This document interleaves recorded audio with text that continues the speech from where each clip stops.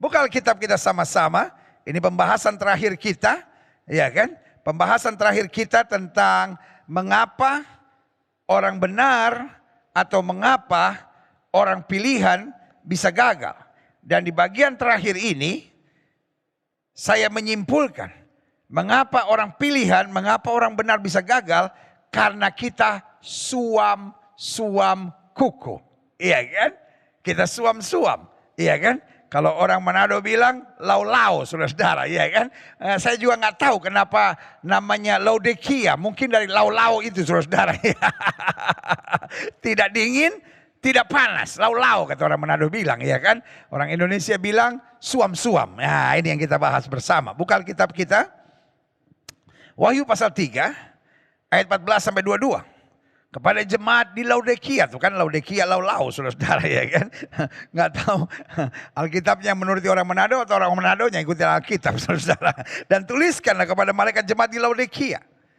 Inilah firman dari Amin, saksi yang setia dan benar, permulaan dari ciptaan Allah. Lihat saudaraku yang kasih dalam Tuhan. Kenapa dikatakan Yesus adalah permulaan dari ciptaan Allah? Karena Kejadian 1 ayat 1 bilang pada mulanya adalah firman. Firman itu bersama-sama dengan Allah dan firman itu adalah Allah. Jadi Wahyu menjelaskan bahwa Yesus adalah Allah sendiri. Karena dia ada dari awal ciptaan dunia ini. Permulaan dari segala ciptaan. Amin. Jadi kalau ada orang yang bilang, oh kenapa orang Kristen menjadikan manusia sebagai Tuhan. Orang Kristen menjadikan Yesus sebagai Tuhan. Paulus melantik dia sebagai Tuhan. No. Karena ayat ini sudah menjelaskan dari awalnya. Iya kan? Saudara bisa lihat di sini. Iya kan? Aha. Tuliskanlah kepada malaikat jemaat di Laodikia. Inilah firman dari Amin. Saksi yang setia dan benar. Permulaan dari ciptaan Allah. Apa yang Yesus katakan kepada jemaat Tuhan di Laodikia? Aku tahu segala pekerjaanmu. Engkau tidak dingin dan tidak panas. Alangkah baiknya jika engkau dingin atau panas. Jadi mereka bekerja. Tapi suam-suam. Tidak dingin, tidak panas. Lihat selanjutnya, klik. Jadi karena engkau suam-suam kuku, karena engkau lau-lau, tidak dingin atau panas, aku akan memuntahkan kau dari mulutku. Wow. Mereka tidak menyembah berhala. Mereka tidak berzina. Mereka bukan perampok, mereka bukan penjudi. Mereka ada dalam pelayanan. Makanya Alkitab bilang kepada yang diberi banyak, dituntut banyak. Mereka ada dalam pelayanan. Persoalan mereka suam-suam. Tapi Alkitab jelas bilang kalau kamu tidak dingin, kamu tidak panas, aku akan memuntahkan kau. Nah kita nggak mau. Menjadi orang percaya yang dimuntahkan Tuhan, ayat 17. Karena engkau berkata aku kaya. Dan aku telah memperkayakan diriku dan tidak kekurangan apa-apa. Karena engkau tidak tahu bahwa engkau melarat, malang, miskin, buta dan telanjang. Jadi di sini kita bisa lihat. Kenapa Tuhan melihat mereka suam-suam? Karena mereka hanya melayani dengan kebanggaan diri. Mereka melayani hanya dengan mengandalkan kekuatan. Mereka melayani tapi tidak membiarkan roh kesombongan pergi dalam hidup mereka. Tapi mereka berkata kami kaya, kami telah memperkayakan diri. Jadi segala sesuatu berdasarkan kekuatan, kemampuan, kesanggupan sendiri. Bukan sebagai bagian dari anugerah Allah. Kita lihat selanjutnya. Maka aku menasihatkan kau. Supaya engkau membeli daripadaku emas yang telah dimurnikan dalam api. Agar kau menjadi kaya dan juga pakaian putih supaya engkau memakainya. Agar jangan kelihatan ketelanjanganmu yang memalukan. Dan lagi minyak untuk melumas matamu supaya engkau dapat melihat. Saudara bisa lihat ya.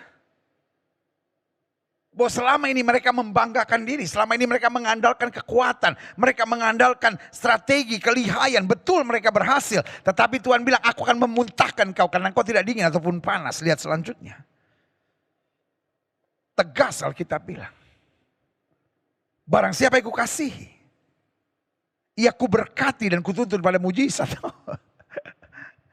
Ada banyak orang berkata, oh saya dikasih Tuhan, buktinya saya terima mujizat. No. Alkitab tidak bilang barang siapa yang kau kasih, ia ku berikan mujizat dan kau berkati. No. Ayat ini bilang apa?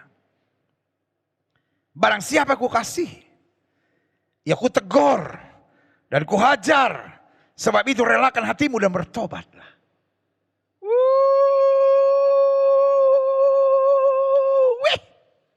Yeah. Kalau hari ini kau sedang dihajar dan ditegur Tuhan, gak usah minder. Kalau kau sedang menghadapi masa-masa yang sukar, gak usah malu. Waduh, pendeta saya malu ke gereja, pendeta saya malu ketemu orang Kristen. Karena orang Kristen kadang-kala gampang betul menghakimi orang. Kalau saya sedang lagi ada masalah, saya suka diomongin orang. Kelihatannya Tuhan sedang hajar dia, Tuhan sedang pukul dia. Hidupnya banyak gak benernya sih. Biarkan. Orang mungkin ngomongin saudara, orang mungkin fitnah saudara, orang mulai menghakimi saudara. Tetapi Alkitab bilang barang siapa yang kukasihi, ia kutegur dan kuhajar. Tugas kita relakan diri bertobat. Karena waktu kita bertobat, kita kagum apa yang Tuhan bisa kerjakan buat hidup kita. Yang setuju katakan amin. Amin? Yes. Selanjutnya saya pelajari. Lihat, aku berdiri di muka pintu dan mengetuk. Jikalau ada orang yang mendengar suaraku dan membukakan pintu, aku akan masuk mendapatkannya dan aku akan makan bersama-sama dengan dia dan ia bersama-sama dengan aku. Meskipun aku akan memuntahkan, tapi kalau aku berdiri di muka pintu dan mengetuk, kalau aku memanggil engkau dan engkau berbalik, kalau aku memilih engkau dan engkau sadar, maka aku akan masuk bersama-sama dengan engkau, makan bersama-sama dengan engkau. Yang setuju katakan amin. Makanya saya percaya, bukan kondisi hari ini yang menentukan, tapi sikap kita terhadap firman Tuhan. Mungkin hari ini kau sedang dihajar Tuhan. Mungkin hari ini kau sedang menghadapi badai. Mungkin kau sedang ditegur Tuhan. Tetapi engkau punya respons yang benar, engkau punya respon yang sukacita, engkau punya respon yang bertanggung jawab, engkau punya respons yang membukakan pintu, maka Yesus akan masuk dan makan bersama-sama dengan engkau. Amin. Jadi siapa itu orang yang diberkati? Orang yang diberkati adalah orang yang ketika ditegur Tuhan tidak mengeraskan hati. Siapa orang yang diberkati? Orang yang ketika dihajar Tuhan tidak melawan, tidak memberontak, tapi berserah dan berkata biar bukan kehendakku yang jadi, melainkan kehendakmu yang terjadi. Yang setuju sama saya katakan amin. Dunia makin gak jelas. Dunia makin begitu banyak hoax. Dan orang sekarang menyebut nama Tuhan sambil menebar hoax. Kalau orang gak punya kepekaan roh, gampang sekali tertipu. Karena orang sekarang buat saya, bukan hanya jahat tapi keji. Mungkin saudara menatap saya dan berkata, kenapa kau pakai istilah itu pendeta? Orang jahat itu ketemu Tuhan dan sadar dan bertobat. Tapi orang keji, dia menerima firman, dia pakai Alkitab. Untuk apa? Memutar balikan fakta. Dan itu yang terjadi di akhir zaman. Saudaraku yang kasih dalam Tuhan. Tetapi buat kita, Alkitab bilang, barang siapa yang kuasihi, aku hajar, aku tegur. Relakan dirimu dan bertobatlah. Dan dia memberi kesempatan buat kita. Waktu kita berbalik, maka anugerahnya tersedia buat kita. Berarti, siapa itu orang yang diberkati? Yang ketika ditegur Tuhan, dia berbalik. Ketika dihajar Tuhan, dia berserah. Dan ketika Tuhan mengetok pintu hatinya, dia membukakan pintu.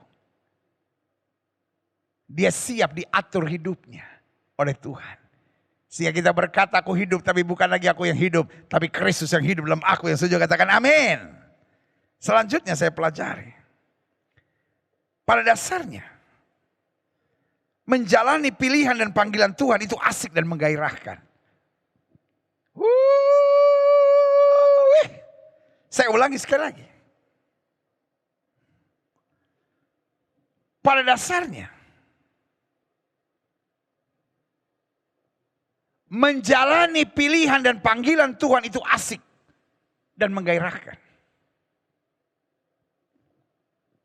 Alkitab bilang apa? Pikul lakuk yang kupasang. Sebab beban yang kuberikan kepadamu ringan. Jadi kalau dunia ini bilang, aduh pikul salib itu berat, ikut Tuhan itu berat, something is wrong. I'm afraid. Kenapa engkau bilang berat? Karena engkau mengandalkan kekuatanmu sendiri. Kenapa engkau bilang berat? Karena engkau tidak mau melepaskan kedaginganmu. Kenapa engkau bilang berat? Karena engkau hanya mengandalkan logika. Tapi kalau kita mengandalkan kuasa Roh Kudus, kalau kita mengandalkan hikmat Tuhan, kalau kita berjalan dalam tuntunan firman Tuhan, maka Tuhan akan memberikan kemampuan ilahi buat kita. Karena Alkitab sudah bilang, roh yang membangkitkan Kristus dari antara orang mati ada di tengah-tengah kita. Hari-hari ini adalah saat yang indah di mana kita mengingat kembali sengsara Kristus. Dan di saat kita mengingat kembali sengsara Kristus, sudah saatnya kita menyadari beban saya ringan. Beban yang saya tanggung tidak ada apa-apanya dibanding kemuliaan Tuhan. Selalu saya bilang. Kalau apa-apa kita bilang, waduh salib yang saya pikul berat. Aduh tantangan saya berat. Aduh pelayanan yang saya lewati sangat berat. Saya mau beritahu engkau menghina Kristus. Sepertinya engkau sedang berkata, yang kujalani lebih berat daripada apa yang Kristus tanggung, saudaraku. Saya hanya mau ingatkan. Yang kita tanggung tidak ada apa-apanya. Justru karena Kristus sudah menanggungnya, yang kita tanggung itu ringan. Makanya yang saya percaya, memikul salib, menjalani pilihan dan panggilan kita itu asik dan menggairahkan. Yang pertama tuntunannya jelas, yaitu firman. Yang kedua kekuatannya jelas, yaitu Roh Kudus. Yang ketiga penjagaannya sempurna, yaitu pasukan malaikat Tuhan yang setuju katakan yes. Ayo, yes. Belum semua, ayo sama-sama, yes. Itu dia. Iya. Iya kan? Nah, saya pelajari kenapa asik dan menggairahkan. Yang pertama, jika kita sadar yang memilih dan memanggil kita adalah Tuhan yang setia. Kenapa jalan kita jadi berat? Pikul salib jadi berat. Menjalani panggilan dan pilihan Tuhan kadangkala mencemaskan buat kita, membingungkan, membuat kepanikan, membuat tekanan dalam hidup kita. Karena kita pikir, oh ya saya harus begini, saya harus begini. No. Yang memilih dan memanggil kita adalah Tuhan yang setia.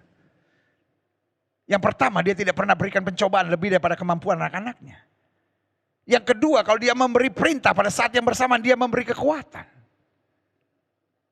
Dan yang ketiga, kalau dia memberikan tantangan yang berat, berarti pada saat yang bersamaan, dia tunggu kita dengan mahkota yang luar biasa. Yang setuju katakan yes.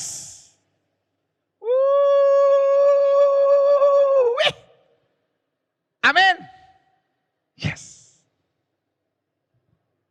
Saya berdoa dalam kita mempersiapkan diri merayakan Jumat Agung dan Paskah. Biarlah kita menyadari memikul salib itu asik dan menggairahkan. Biarlah kita sadar menjalani pilihan dan panggilan kita yang penuh tantangan di tengah masa-masa dunia yang sangat berat di akhir zaman ini. Justru asik dan mengasihkan. Dia asik, mengasihkan dan juga menggairahkan. Kenapa? Karena Tuhan yang memanggil kita adalah Tuhan yang setia. Dia tidak mungkin permalukan kita. Dia tidak mungkin tinggalkan kita. Meskipun di tengah pandemi ini jangan paranoid. Jangan kayaknya hidup sudah jadi tertekan, jangan kayaknya hidup sudah jadi berubah, apa-apa ketakutan, itu kayaknya di mana-mana itu virus. Gitu. Jadi saudara lihat apa kayak lihat virus. Gitu. Virus yang harus takut sama saudara. Protokol kesehatan tetap harus kita jaga. Tapi paranoid itu bodoh saudara-saudara. Masa saudara mau biarkan kebahagiaan rumah tangga saudara hancur hanya karena paranoid saudara? Masa saudara mau biarkan hidup saudara tertekan hanya karena paranoid saudara? Masa saudara mau biarkan hidup saudara jadi budak alkohol, jadi budak cuci tangan, jadi budak dari semuanya. Karena apa? Karena roh setan menyerang saudara dengan ketakutan-ketakutan saudara. Alkitab berkata jika anak itu memerdekakan, kamu benar-benar merdeka. Protokol kesehatan tetap harus kita jaga, amin. Tapi paranoid, kawan, gak usah berdebat. Saudara mau tetap paranoid silahkan. Tapi engkau yang menderita, Suamimu yang menderita, istrimu yang menderita, anak-anakmu yang menderita, orang di sekitarmu menderita. Kenapa paranoid saudara itu? Mau sampai kapan? Mau sampai kapan? Kalau pandemi ini mau 1 tahun lagi itu saudara mau kuat dengan hidup seperti itu. Menjalani panggilan dan pilihan Tuhan itu asik dan menggairahkan. Tuhan yang memanggil kita adalah Tuhan yang setia kok. Dia menjaga kita, dia melindungi kita, dia tidak akan pernah mempermalukan kita. Dan dia selalu menyediakan yang terbaik buat kita. Yang setuju katakan amin. Yang kedua, pada dasarnya menjalani pilihan dan panggilan Tuhan itu asik dan menggairahkan. Jika kita mengerti bahwa ada Roh Kudus yang selalu menuntun dan menolong serta memampukan kita. Kalau kita apa-apa hitungnya logika, ya kita jadi budak kehidupan. Bukan hanya anak-anak muda menghadapi bucin. Budak cinta. Iya kan? Ada anak-anak muda bodohnya minta ampun. Jadi bucin saudara. Belum nikah masih pacaran. Waduh, udah gak bisa tidur mikirin dia. Gak bisa kerja mikirin dia. Apa-apa mikirin dia. Saudaraku yang kasih dalam Tuhan. Hidup ini soal masa depan. Hidup ini bukan hanya menjadi bucin. Budak cinta saudara. Kalau itu terus menguasai hidup saudara, ujung-ujungnya mungkin cinta bisa kau dapatkan. Tapi hari depanmu gemerlap. Hari depanmu bukan gemerlap, hari depanmu jadi gelap saudara. Iya kan? Kalau hari depanmu gemerlap sih mantap. Tapi hari depanmu jadi gelap saudara. Kenapa? Karena hidupmu hanya mikirin cintamu itu terus menerus. Hari ini sebagai hamba Allah, saya hanya mau ingatkan buat saudara. Biarkan Roh Kudus yang menuntun. Sehingga kita gak jadi budak kehidupan. Kita gak jadi budak cinta. Kita gak jadi budak ambisi. Tapi kita dapat berkata aku hidup. Tapi bukan lagi aku yang hidup. Tapi Roh Kristus yang menuntun dan membimbing aku. Yang setuju katakan amin. Yang ketiga. Pada dasarnya menjalani pilihan dan panggilan Tuhan. Sambil memikul salib itu asik dan menggairahkan. Yang pertama jika kita sadar yang memilih dan memanggil kita adalah Tuhan yang setia. Yang kedua, jika kita mengerti bahwa ada Roh Kudus yang selalu menuntun, menolong, memampukan, menguatkan kita. Dan memberi kemampuan ilahi buat kita. Selanjutnya yang ketiga. Pada dasarnya menjalani pilihan dan panggilan Tuhan itu asik dan menggairahkan. Jika kita mau selalu taat pada aturan firman Tuhan dengan sungguh-sungguh dan tidak aneh-aneh serta macam-macam. Kadang-kala yang bikin hidup ini susah adalah sikap aneh-anehnya kita. Sikap macam-macamnya kita. Istri tunduk pada suami, dia gak tunduk. Dia kepala batu mau menang sendiri. Suami harus mengasihi istri, dia melukai istrinya. Dia berlaku kasar terhadap istrinya. Orang tua jangan membangkitkan sakit hati dari anak-anaknya. Dia buat sakit hati anak-anaknya. Terus dia kritik anaknya. Terus dia cari kekurangan kesalahan pada anak-anaknya. Saudara. The Bible is a roadmap.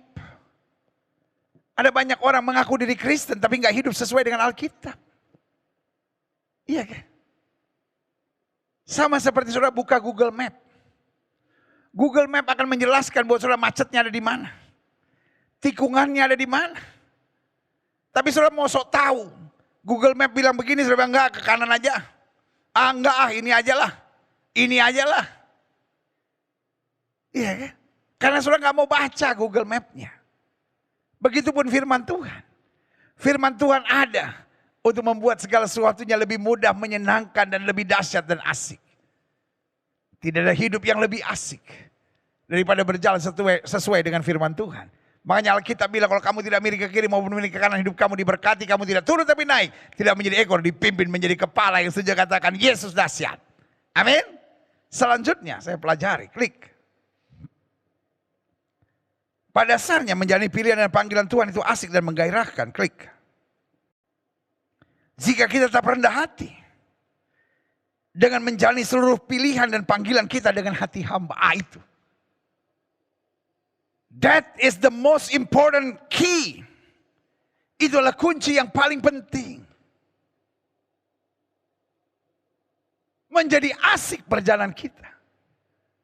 Menjadi asik meskipun kita pikul salib. Menjadi asik tantangan-tantangan yang harus kita lewati. Jika kita menjaga hati hamba di hadapan Tuhan. Tapi kadangkala kita terlalu sombong. Kadangkala we think we are the boss. Sadrak, Mesyas, Abednego mengerti betul dia hanya hamba. Dia bilang kalau Tuhan yang kami sembah sanggup tolong, dia tolong. Tapi perlu Tuanku Raja ketahui kalau Tuhan yang kami sembah tidak sanggup tolong untuk menyembah dewa Tuanku Raja, kami tidak mau. Dengan lain kata, kami kan hanya hamba. Jadi dia nggak pusing. Petrus dan Yohanes bilang apa waktu dia disuruh berhenti mengajar demi nama Yesus? Dia bilang silahkan Tuhan putuskan sendiri. Haruskah kami lebih taat kepada manusia daripada kepada Allah? Tapi dengan tegar dia berkata, kami tidak akan berhenti mengajar demi nama itu. Sebab di bawah kolong langit ini tidak ada nama lain yang oleh manusia selamat. Kecuali di dalam nama Yesus Kristus Tuhan. Haleluya. Orang kalau rendah hati dan menyadari hatinya hamba, maka akan pusing. Pokoknya taat aja. Pokoknya setia aja. Tapi kadang-kala kenapa kita nggak bisa taat, kenapa kita nggak bisa setia? Karena kita sibuk dengan harga diri. Terus muka saya nanti mau taruh di mana pendeta? Ini kan ngomongnya begini, loh kita hanya hamba kok. Direndahkan bagaimanapun wanita Samaria itu berkata. Waktu Yesus bilang tidak patut mengambil roti yang disediakan di meja buat anak-anak dan melemparkan kepada anjing. Dia bilang nai kurie dalam bahasa Yunani. Benar Tuhan. Tetapi bukankah anjing juga makan remah-remah yang jatuh dari meja tuannya? Orang kalau hatinya hamba, apa yang terjadi dalam hidupnya dia hanya selalu bilang, benar Tuhan, Engkau tidak pernah salah. Tapi kalau Kau menyediakan sesuatu bagiku seberat apapun, pasti ada mahkota kemuliaan yang Tuhan sediakan bersama-samanya. Yang saja katakan amin. Yes, haleluya. Klik. Selanjutnya saya pelajari. Orang yang menyadari bahwa pilihan Tuhan itu asik dan menggairahkan. Jelas. Dia tidak mungkin suam-suam. Dia tidak mungkin menjadi orang yang mengandalkan logikanya, mengandalkan kekuatan manusia. Tetapi orang yang menyadari bahwa pilihan Tuhan itu asik dan menggairahkan. Dia akan dingin atau dia panas. Dan ada 3 hal yang saya mengerti tentang itu. Yang pertama. Dingin atau panas, lambang kejelasan sikap. Dia bukan seorang yang bimbang. Dia bukan seorang yang ragu-ragu. Mau melayani Tuhan, tapi juga gak mau melepaskan dunia. Wah, gak bisa saudara. Itu yang saya sebut gaya monyet. Monyet kalau dilempar pisang, dia tangkap. Lempar pisang, dia tangkap. Lempar pisang, dia tangkap. Nah kalau semuanya sudah habis, dia lihat temannya diambil saudara. Dan kalau kita kasih kacang di dalam sebuah toples, sementara di tangannya masih ada pisang, dia tidak mau lepaskan pisang itu. Dia masuk sama pisangnya ke dalam toples itu. Dan ujung-ujung dia terjebak dan gak bisa bawa keluar. Itulah yang saya sebut gaya monyet. Kita mau iring Tuhan. Tetapi budaya kita onani dan masturbasi tetap kita mau pegang. Kita iring Tuhan. Tapi kita tetap hidup berzina. Kita iring Tuhan tapi tetap mau ngomongin orang. Tanpa kita lepaskan yang ada di tangan kita gak akan pernah merasakan Tuhan melepaskan apa yang dalam tangannya. Jadi dingin atau panas itu menunjukkan atau menggambarkan kejelasan sikap.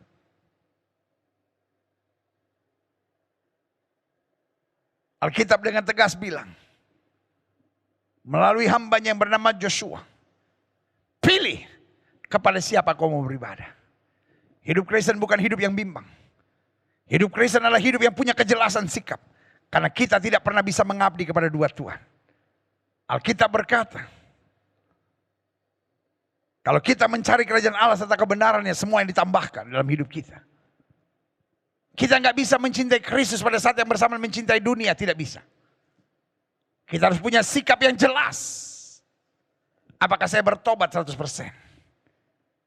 Dan tidak main-main lagi dalam hidup ini bersama dengan Kristus. Yang sejak katakan saya siap. Amin. Yang kedua, apa artinya dingin atau panas? Orang yang menyadari bahwa pilihan Tuhan itu asik dan menggairahkan itu jelas. Akan dingin atau panas? Dingin atau panas itu mencegah pembusukan. Makanan supaya tidak cepat basi. Either ditaruh di freezer atau either dipanasin.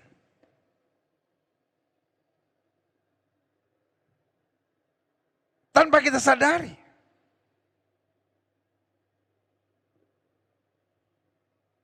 Kita mulai hidup dalam pembusukan.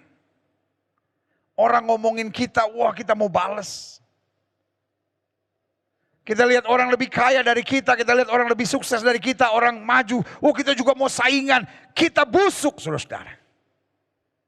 Alkitab bilang, kamu harus dingin atau panas. Artinya jangan tertipu dengan suam-suam. Karena suam-suam dapat menyeret kita pada kebusukan. Dingin atau panas. Itu lambang kepastian kita. Untuk selalu murni. Untuk selalu segar. Untuk selalu bermanfaat. Amin. Yang ketiga. Asik. Saya mau saudara betul-betul ngerti. Tentang apa artinya tidak dingin atau tidak panas. Karena Tuhan mau kita dingin atau panas. Karena dingin atau panas lambang kejelasan sikap. Dingin atau panas mencegah pembusukan. Dan yang ketiga. Dingin atau panas menggambarkan kemantapan. Wow. Tekad yang mantap. Sekali Yesus tetap Yesus. Amin. Jangan bimbang. Jangan ragu-ragu.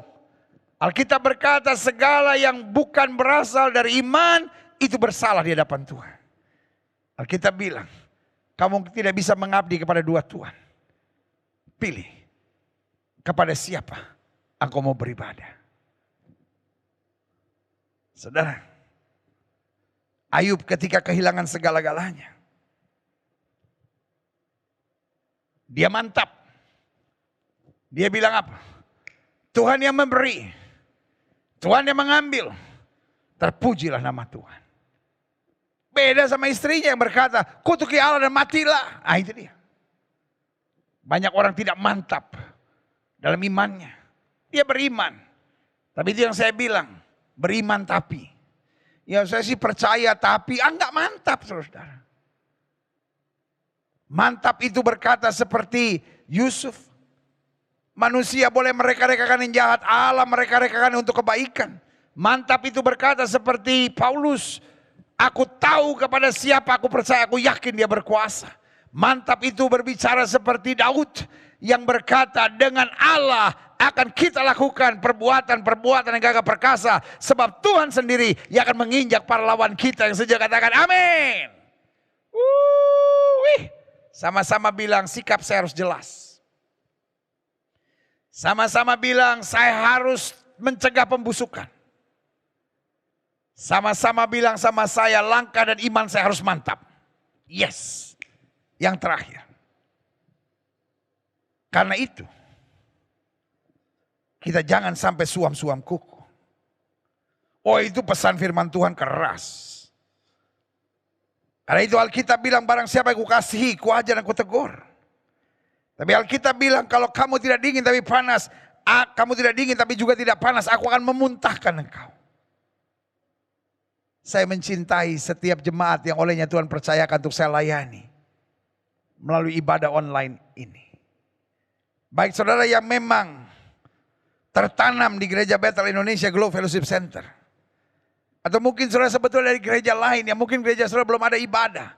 Lalu bergabung bersama dan mau belajar bersama. It's okay. Saya mengasihi setiap orang yang Tuhan percayakan untuk saya layani melalui ibadah online ini. Dan saya berdoa supaya tidak ada satu pun yang dimuntahkan oleh Tuhan hanya karena tidak dingin tapi panas. Tidak dingin tapi juga tidak panas. Yang Tuhan mau kita dingin atau panas dan tidak suam-suam. Nah saya pelajari di sini, mengapa?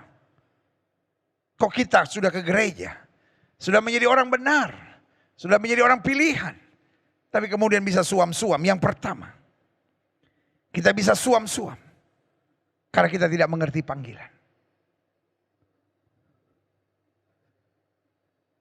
Makanya ada orang kalau ditanya, kamu terlibat pelayanan dong. Aduh saya bantu-bantu aja. Dia nggak merasa seperti Tuhan memanggil dia. Dia merasa seperti dia bantu-bantu. Saya bantu lewat dana saja ya. Saya bantu.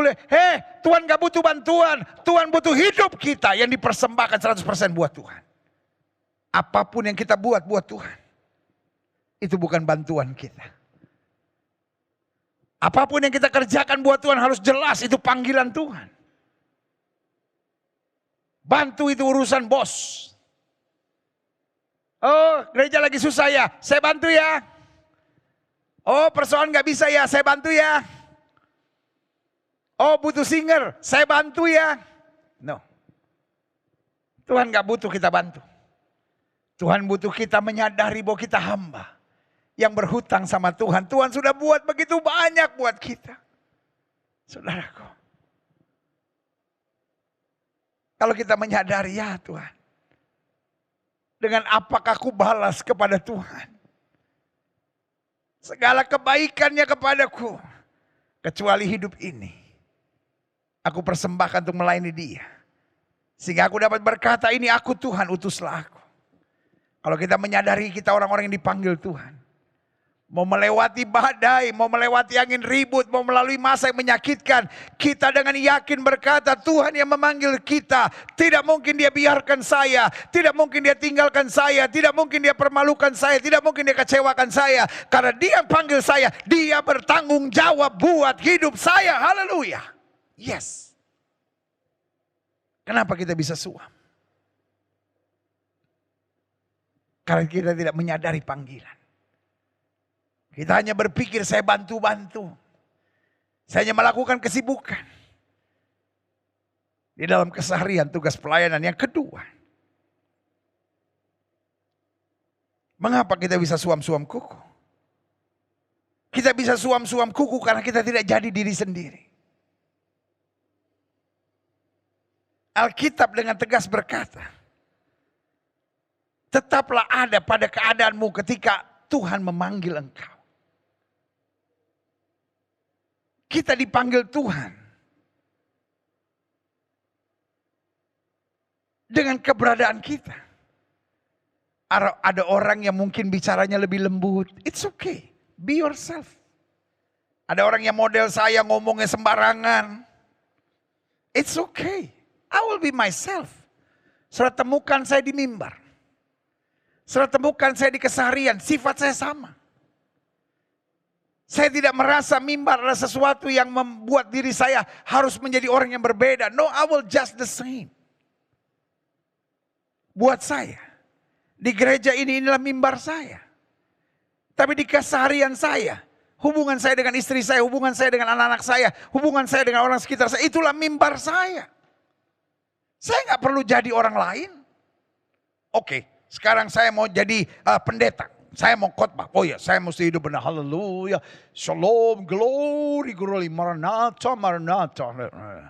Tapi di keseharian saya berbeda. Orang seperti itu capek, saudara. Orang seperti itu ujung-ujungnya tertekan. Orang-orang seperti itu ujung-ujungnya jenuh. Nah ini yang saya bilang suam-suam kuku. Kenapa kita suam-suam kuku? Karena kita gak jadi diri sendiri. Folks, we can never please everyone. Saya gak bisa menyenangkan hati semua orang. Saya mengerti ada orang-orang yang bertobat, ada orang-orang yang diselamatkan, ada orang-orang yang menerima Kristus, ada orang-orang yang dikuatkan melalui pelayanan saya. Amin, segala kemuliaan buat Tuhan. Saya bersyukur. Tetapi saya mengerti ada orang-orang yang sangat membenci saya, marah sama saya, tersinggung dengan khotbah saya. What can I do? Saya hanya bisa taat pada Tuhan. Dan Tuhan yang memilih dan memanggil saya, dia mengerti siapa saya, model saya. Tetapi ini yang saya percaya. Kenapa enggak semua orang bisa saya jangkau dengan pelayanan model saya? Karena orang yang tidak bisa saya jangkau dengan pelayanan model saya akan dijangkau Tuhan melalui pelayanan orang lain. Makanya saya akan sangat menghormati hamba-hamba Tuhan lain. Yang mungkin caranya berbeda, yang mungkin doktrinnya berbeda. Tetapi itulah keindahan kemuliaan Tuhan. Tuhan pakai Musa. Tapi Tuhan juga pakai Harun. Tuhan pakai Abraham. Tuhan juga pakai Yusuf. Tuhan pakai Nuh. Tuhan juga pakai Yesaya, Yeremia. Masing-masing hamba-hamba Tuhan, masing-masing nabi, masing-masing umat pilihan Tuhan dipakai Tuhan dengan cara yang berbeda. Tapi selama kita jadi diri sendiri dalam urapan tuntunan kuasa Tuhan, maka Tuhan akan menjadikan hidup kita berarti dan berharga. Folks, if you are tired of playing drama in life, kalau saudara selama ini berusaha menjadi orang lain, sebagai hamba Allah yang mengasihi saudara, saya mau bilang, kembali pada panggilan sebagaimana Tuhan memilih saudara. Be yourself. Saya bersyukur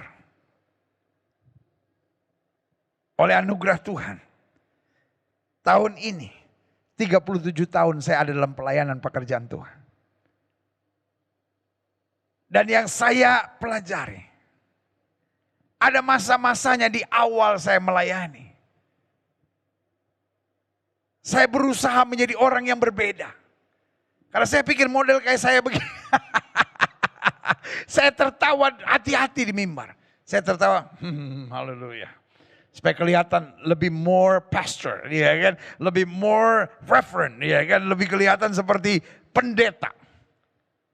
Tapi capek. 4-5 tahun pertama dalam pelayanan saya exhausted.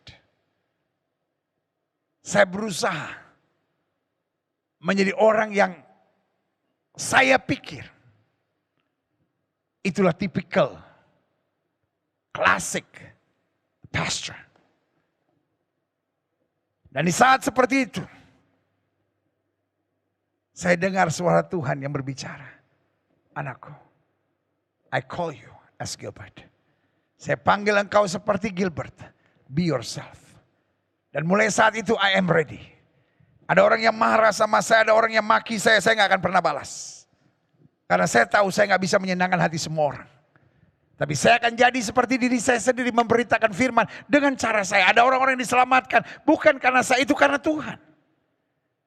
Tapi ada orang yang tersinggung, kecewa, marah. Saya hanya serahkan kepada Tuhan karena orang-orang itu akan diselamatkan Tuhan melalui hamba Tuhan dengan gaya yang lain. Itulah pentingnya tubuh Kristus. Amin? Yes. Yang ketiga. Mengapa kita bisa suam-suam kuku? Kita bisa suam-suam kuku karena motivasi kita tidak lurus dan tidak tulus. Kita mulai mengandalkan logika. Kita mulai mengandalkan untung rugi. Makanya Tuhan bilang kepada jemaat di Laodikia, engkau pikir kau kaya.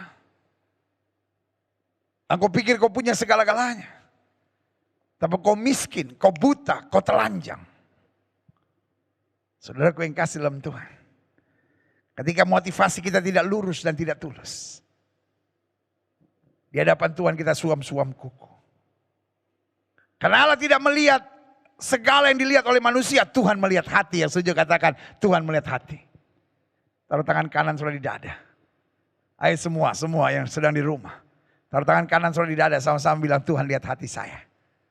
Ayo sekali lagi sama-sama bilang, Tuhan lihat hati saya. Amin. Yang terakhir, saya undang pemain musik maju ke depan. Karena itu, jangan sampai suam-suam kuku. Mengapa kita bisa suam-suam kuku? Kita bisa suam-suam kuku karena kita tidak sungguh-sungguh dekat dengan Tuhan. Makanya Alkitab bilang, barang siapa yang kukasih ya kutegur dan kuhajar. Karena itu Tuhan bilang, aku mengetuk pintu. Jadi selama ini jemaat Tuhan di Laodikia, mereka pikir mereka melayani Tuhan, tapi Tuhan di luar pintu. Saudaraku, mungkin selama ini kau masih Kristen, kau masih berdoa, masih beribadah. Tapi Yesus tidak di dalam saudara. Yesus di luar pintu. Artinya semua masing kau yang atur. Kalau kau mau ke gereja, kau ke gereja. Kalau enggak. Kalau kau mau berdoa, berdoa. Kalau kau mau berzina, berzina. Jadi engkau bukan dikendalikan oleh Kristus. Tapi engkau yang mengendalikan. Dan yang seperti ini kata Alkitab. Engkau suam-suam kuku. Dan kalau engkau tidak bertobat, aku akan muntahkan engkau. Minggu depan. No, bukan minggu depan. Minggu depan kita merayakan Paskah. Tapi Jumat ini kita sudah masuk dalam Jumat Agung. Saya berdoa, jangan sampai ada di antara kita yang dijumpai Tuhan suam-suam kuku. Biarlah di masa persiapan Prapaskah ini, setiap kita diingatkan Tuhan, saya harus punya langkah yang mantap. Saya harus punya kejelasan sikap. Saya harus mencegah segala pembusukan dalam pikiran, dalam hati, dalam jiwa, dalam mata. Mataku mungkin busuk, suka melihat yang jahat. Telingaku busuk, hanya suka mendengar yang tidak sepantasnya aku dengar. Mulutku busuk, karena aku berbicara seenaknya dan tidak aku kendalikan.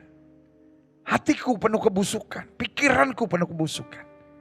Dan hari ini biar kita berkata, aku mau dingin, aku mau panas, aku mau jalan seturut apa yang Kristus kehendaki.